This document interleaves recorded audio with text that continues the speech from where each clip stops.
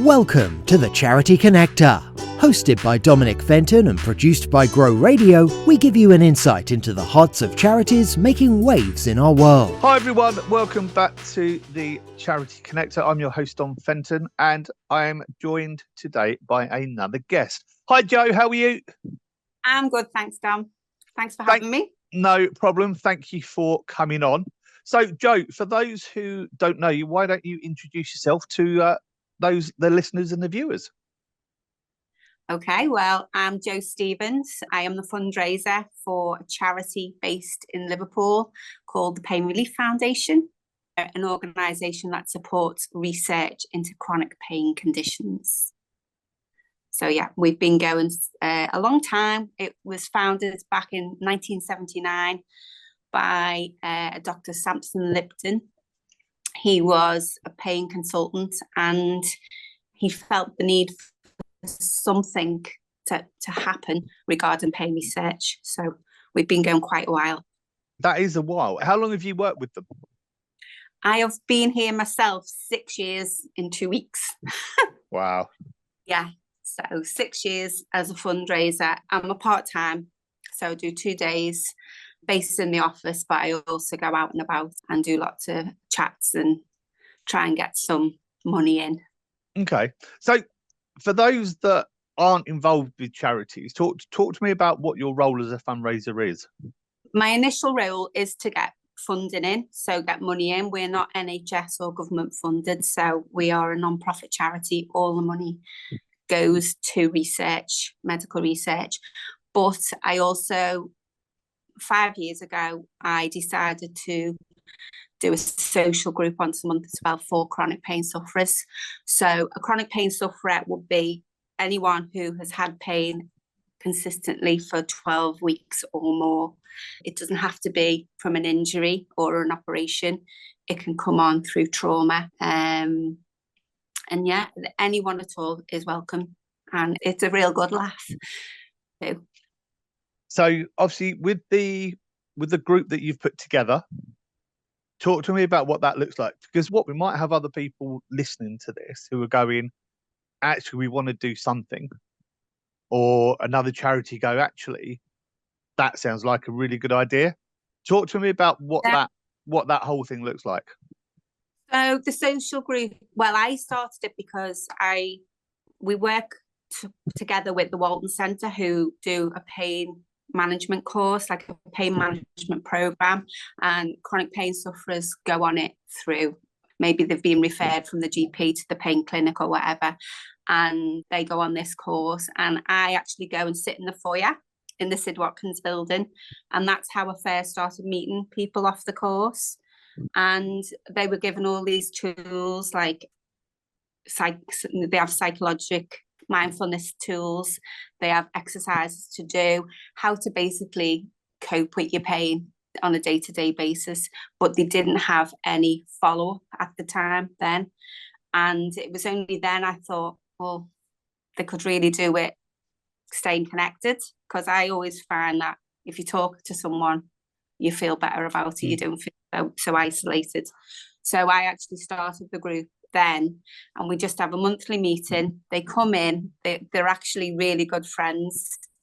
We have a WhatsApp group now as well, and they get each other. They get when they're having a bad day, or if one of them is trying to fill a form in, I don't know where to go with this, or like a PIP form or a blue badge form, or how am I entitled to anything else?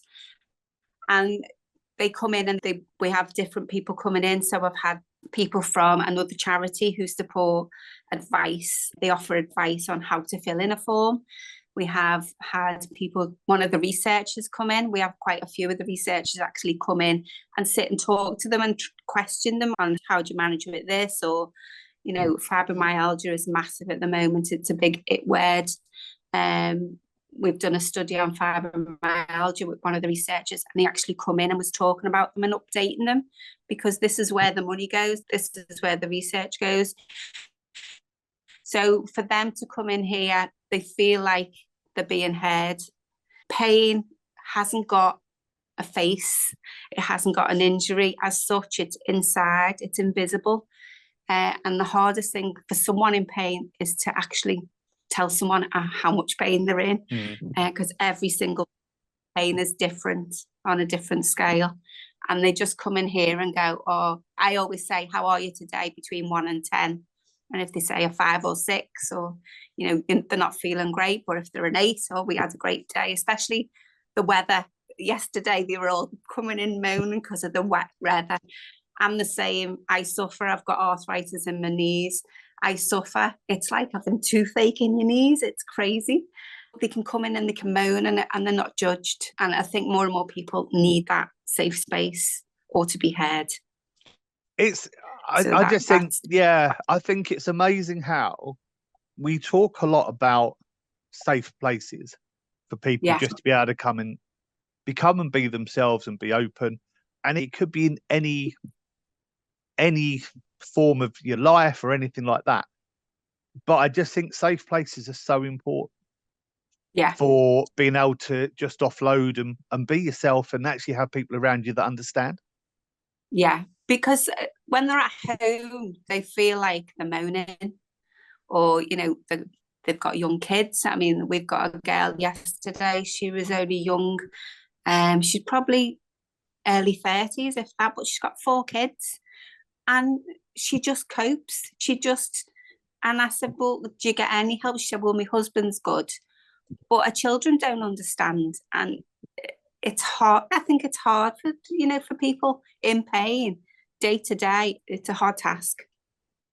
Yeah, and I think as well, is there an age limit in terms of people that can come in and take part in these?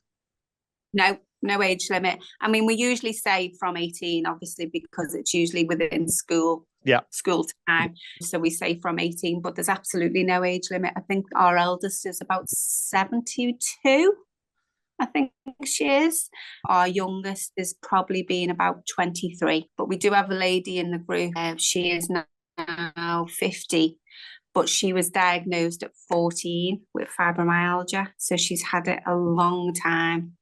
So yeah, it's open to anyone, absolutely anyone at all. We have a Facebook group as well, which is really good for them, supportive for them as well.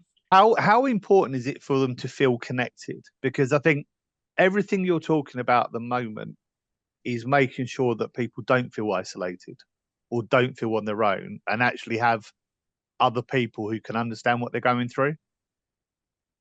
I think it's massive, because I think with pain, you go inside yourself. So, you know, you get depressed, you feel isolated, you can't do the things you want to do with your mates because you just can't physically do it anymore. And you stop getting asked. We were talking about this yesterday as well. We stop getting asked to go to things because, oh, she won't come. She didn't come last time. But you don't know how your pain is on a day-to-day basis until you get up. Like yesterday with the weather, we were all aching. Now, when it's a dry day, I'm fine. You know, I feel a lot better when it's a dry, sunny day. I don't have them aches. And people don't see that. And, you know, friends, even work, you know, a lot of them have had to leave work, or they're struggling in work because they haven't got things in place. Because, again, the work colleagues or the employer can't see that they're in pain. Yeah. And in terms of, if someone was listening to you now, and whether they had a family member who they think struggling, but as you say, they may not, that family member may not say, because they'll just get told they're moaning, or just stop, get on, let's get on with it, because that's what we do. We go, we'll just get on, and we just crack on. That's how we work. Or someone at work, or a boss whose employee has gone, look, I'm really struggling. What would you say are the important things for them to do, or to even just listen to? Absolutely listen to the person in pain and ask them, is there anything that we can support you with? Be aware of their abilities, of what they can and can't do on a good and bad day. You know, someone who works, for example, someone who works in a shop or a restaurant and they're up all day, you know, let them sit on the till for a bit, or, you know, take the pressure off a little bit. I think a lot of people in pain, just like anyone, they just get on with it. We all, don't we? And Yeah. we shouldn't, this day and age,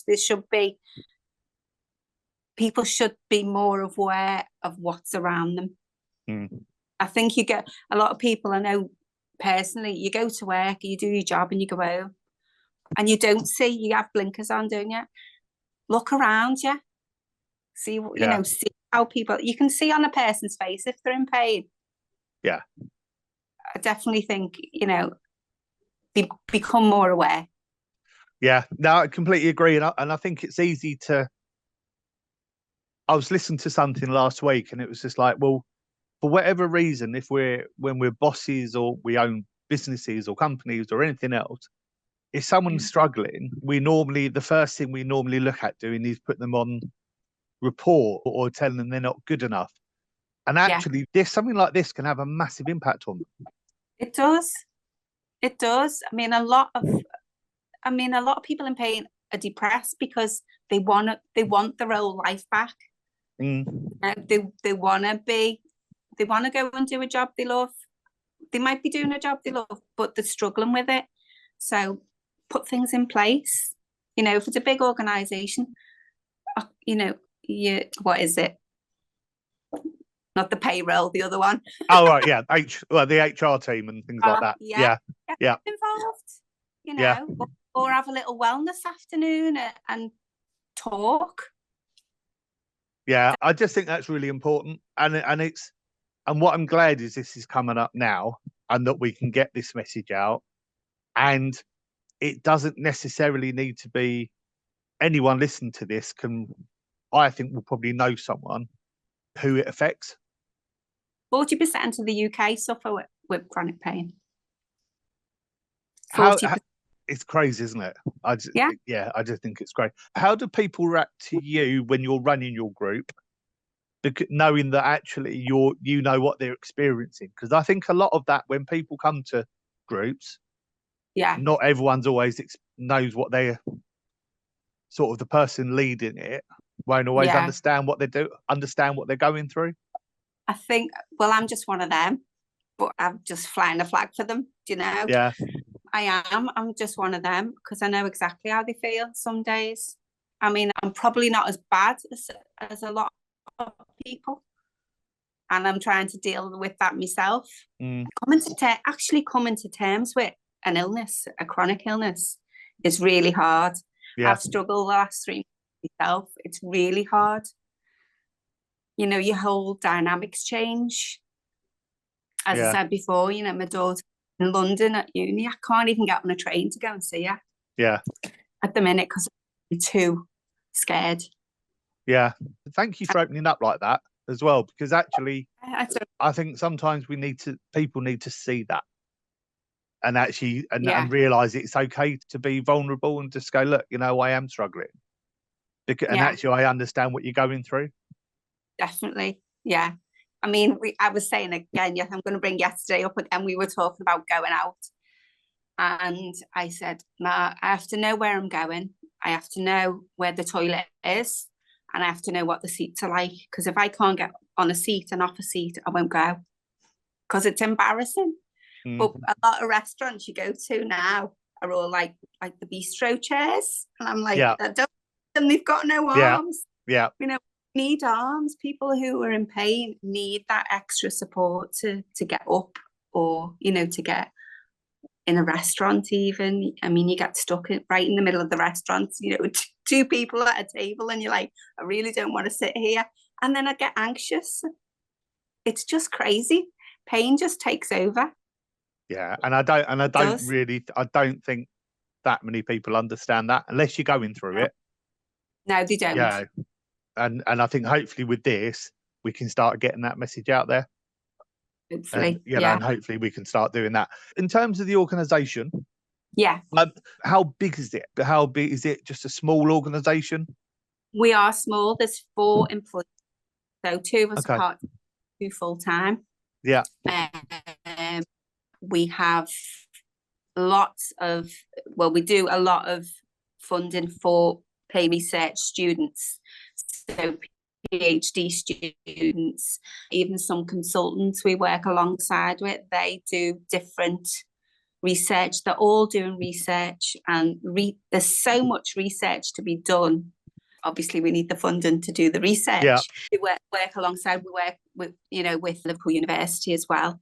We have a lot of people. We've just done the fibromyalgia guidelines with the Royal London. So the consultants, or the now professors, I should say, work alongside us there.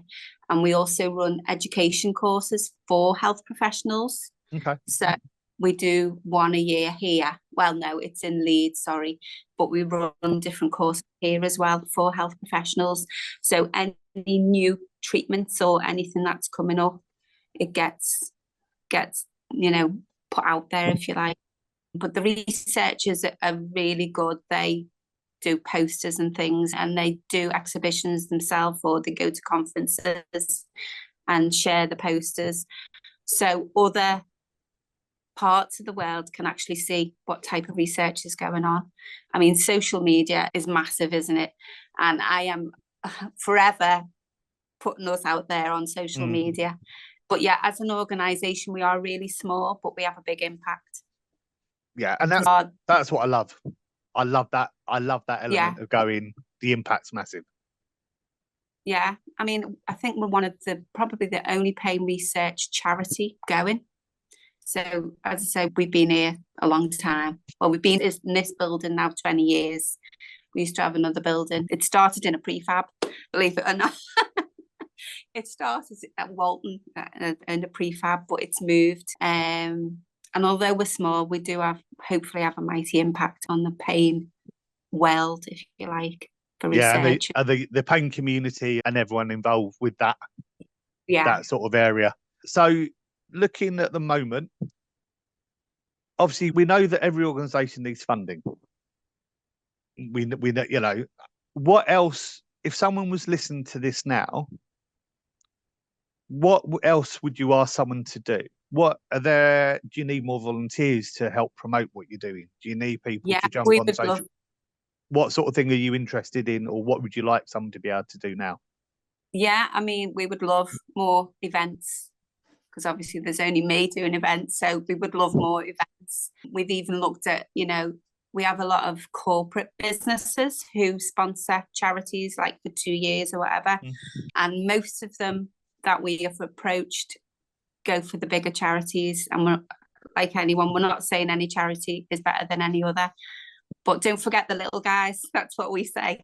Yeah. So, if there is local companies or companies thinking, well, maybe we could do something for them, even if it's just for a day, talk about us, talk about pain, see, your staff, ask them, get on social media, share on social media, talk to your neighbour. Did you hear that podcast about the pain? Oh, share, as you say, sharing is caring. And I think as well, the impact you're having, is it something that if someone was listening in a different part of the country, would you be able to go and do something for them there? Or is it a case of, at the moment, there's a certain area that you're trying to concentrate on?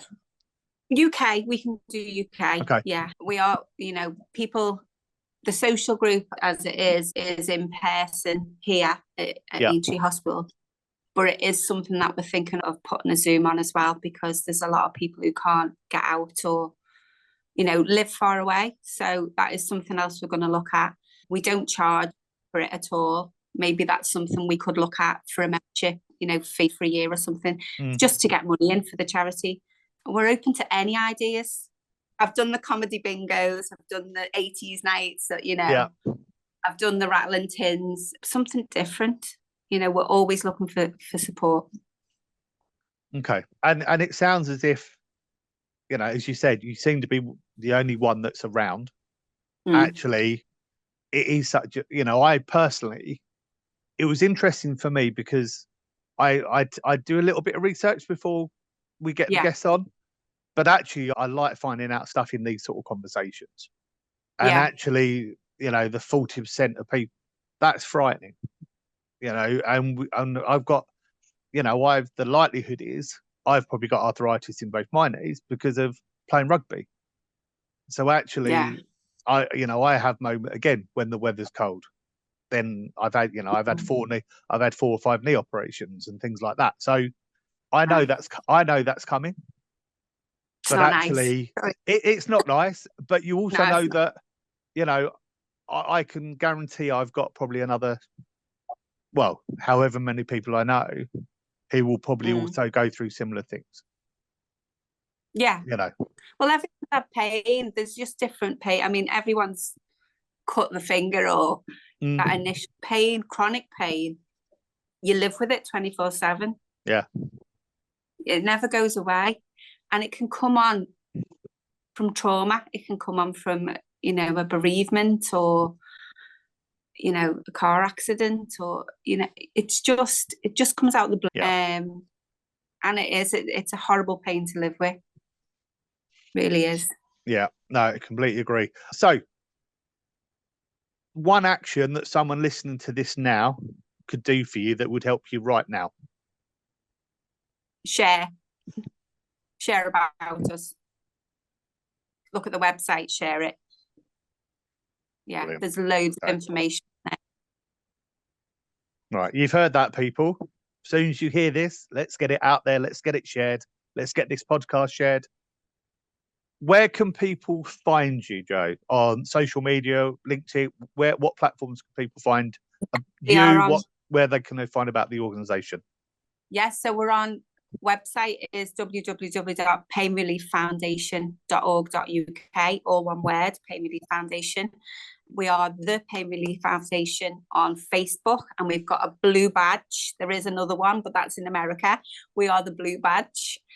We also have the social group, which is PRF Social Group on Facebook. We are on Instagram, Pain Relief Foundation, LinkedIn the same, and on X or Twitter, as you like it, we are Pain Relief Team, capital R, Pain Relief Team on there. Amazing. So considering, Jo, this is the first podcast you've done, I think you were amazing. Oh, thanks, Dom. So thank you for giving up your time. Thank you. Thank you for joining me this morning. Thank you, everyone else, for tuning in or watching on YouTube or listening on one of the podcast platforms. I'm your host, Dom Fenton. This is the Charity Connector, and I will see you soon. Take care now. Bye-bye.